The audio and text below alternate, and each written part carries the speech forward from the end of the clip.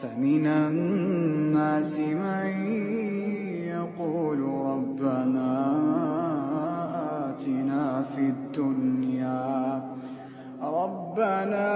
آتنا في الدنيا وما له في الآخرة من خلاق. ومنهم من يقول ربنا آتنا في الدنيا حسنة وفي الآخرة حسنة وقنا عذاب النار.